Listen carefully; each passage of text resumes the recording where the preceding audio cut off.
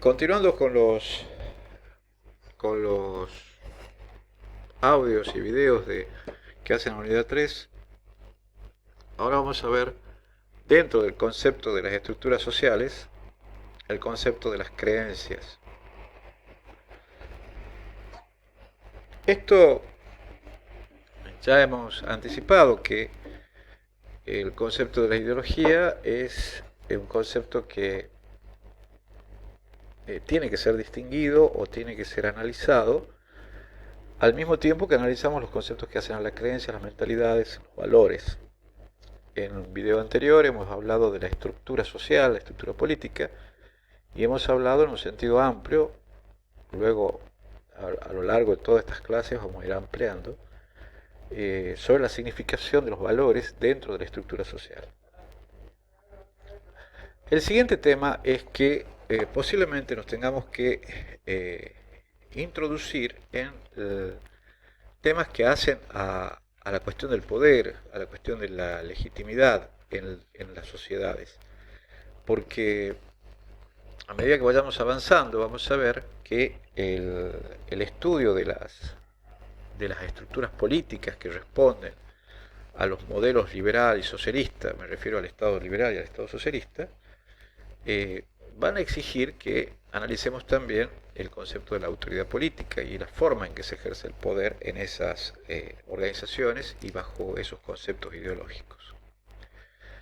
Entonces, cuando analizamos el concepto de las creencias, lo primero que surge es que estamos ante una posibilidad de, de entender a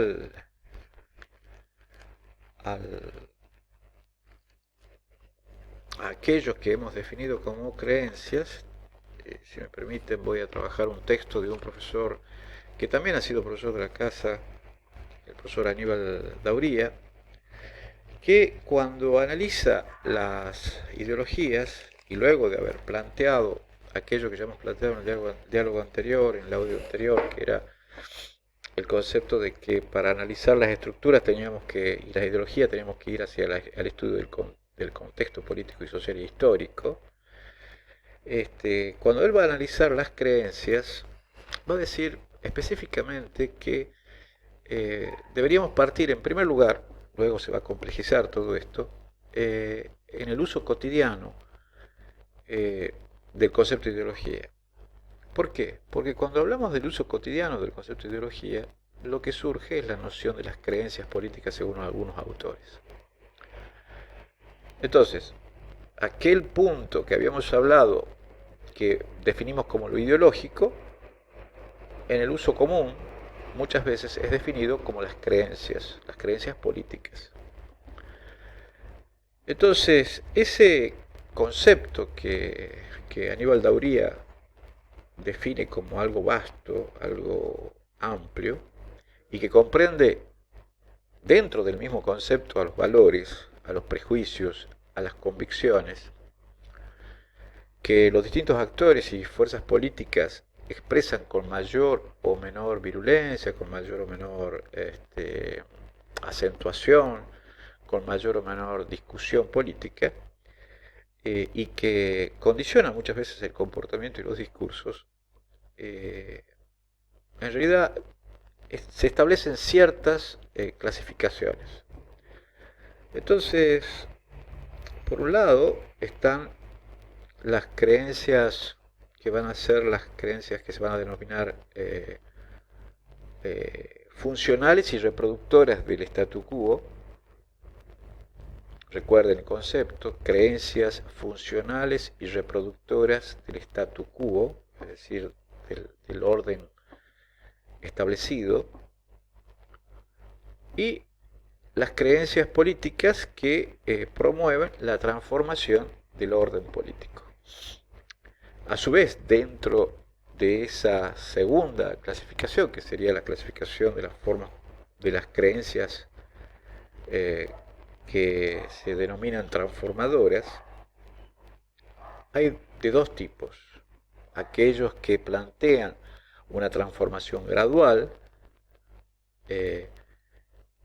que son lo que se conocen como las vertientes de reforma social, de reforma política. Mientras tanto, están también dentro de aquellas que se consideran como creencias transformadoras, las creencias que son más de ruptura, más radicales, más de lo que significaría la transformación radical o de ruptura. Entonces, esta clasificación que va a atravesar el arco político de gran cantidad de países y en el caso de Argentina va a ser evidente en, eh, en todo el siglo XIX, sobre todo cuando vamos viendo las posiciones conservadoras y las posiciones reformistas o revolucionarias, van a admitir la siguiente clasificación. Las creencias o mentalidades de creencias políticas van a ser conservadoras o transformadoras. Repito, transformadoras o conservadoras. ¿De qué? Del orden social o el statu quo. Las transformadoras van a ser reformistas o de ruptura. Es decir, o son reformistas o son de ruptura y revolucionarias. En ese caso, el segundo caso se conoce como las vertientes radicales. Repito entonces, las vertientes transformadoras son o reformistas o radicales. Y están las vertientes conservadoras. En este caso estamos hablando de una clasificación básica de uso común en la lectura y en la discusión política.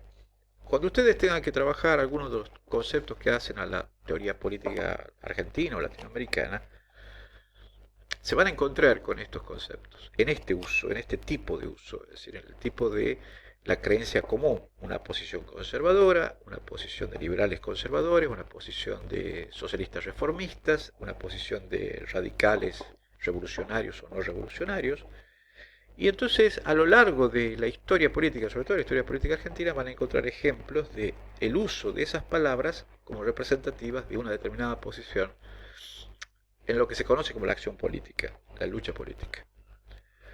A esto le vamos a agregar que esta discusión no incorpora los usos que la jerga política le aplica cuando se agregan otros elementos, como ser reaccionarios, progresistas, revolucionarios, progresistas, etcétera, etcétera, que generalmente tienen un mote ideológico muy marcado. ¿Bien? Entonces, dice el profesor Dabrilla que cuando hablamos de conservadores, estamos hablando del rol que las fuerzas políticas ejercen en lo que se conoce como la reproducción del estado de cosas vigente. Cuando hablamos, por el otro lado, de reformistas, aquellos que impugnan una posición de ciertos valores o intereses predominantes, pero reconocen la legitimidad al orden jurídico y político. Mientras que, dentro de las posiciones transformadoras, a la posición de ruptura con el orden político, van a ser las consideradas posiciones revolucionarias. Esto va a marcar, por ejemplo, el debate de todos los procesos revolucionarios en América como en Europa. A veces se da el paso de posiciones reformistas a posiciones rupturistas, revolucionarias o radicales, y a veces el proceso comienza siendo un proceso reformista extremo, en el sentido de, transformador extremo, en el sentido de posiciones radicales o revolucionarias, que buscan modificar el estado de orden de cosas existentes, jurídico y político, y se transforman en vertientes reformistas. Ejemplo, la mutación a lo largo de la historia del socialismo, que pasó del socialismo revolucionario, por ejemplo el caso europeo en muchos países, a socialismo reformista o socialismo integrado totalmente al sistema. Entonces, también otros conceptos que se utilizan para referir a este tipo de situaciones donde las creencias políticas son importantes para definir una posición son, por ejemplo, las que definen como la visión hacia adelante de las cosas, es decir, la visión revolucionaria, es decir, la fe en el progreso de las revoluciones, y aquellos que tienen la mirada regresiva, es decir, el retorno hacia atrás, y son lo que se entienden como los reaccionarios, es decir, ante la situación reaccionan. Este concepto es importante porque a lo largo de la historia, por ejemplo, una de las claves de explicación de la historia argentina se basa en lo que se conoce como el ciclo de revolución y contrarrevolución, o sea, revolución y reacción. Es decir, este concepto que dice el profesor Dauría también es explicativo de una situación histórica que da la explicación tanto en Europa, pero sobre todo en el caso argentino, para entender los procesos políticos desde el siglo XIX al siglo XX. Es revolución y reacción. Cuando se dice fuerzas de la reacción o se dice fuerzas de la revolución, en la historia argentina muchas veces se está hablando de las décadas de 1880, posterior a 1880 hacia 1890 con el gobierno de Juárez Celmes y sus siguientes, los procesos revolucionarios de Alem e Irigoyen, los procesos que luego se transforman en un reformismo, y los procesos de reacción. Por ejemplo, la revolución del 30, el gobierno de Alvear, a veces es tomado como un gobierno de reacción con respecto al proceso revolucionario de Irigoyen. Es decir, hay mucho escrito sobre esto. Ustedes pueden indagar a medida que vamos avanzando en estas clases sobre esos temas. Entonces, el profesor Romero, José Luis Romero, un gran historiador argentino, analiza en clave de revolución y contrarrevolución, es decir, en revolución y reacción, muchos momentos de la historia, o como si fuera una clave explicativa. Entonces, ustedes tienen ahí una forma de entender este concepto de las creencias políticas. Repito entonces, para que les quede claro, las creencias políticas, aquello que vamos a englobar como el uso cotidiano del término ideológico en mucho de la academia, que abarca desde valores, prejuicios, abarca también convicciones en los actores y en las fuerzas políticas.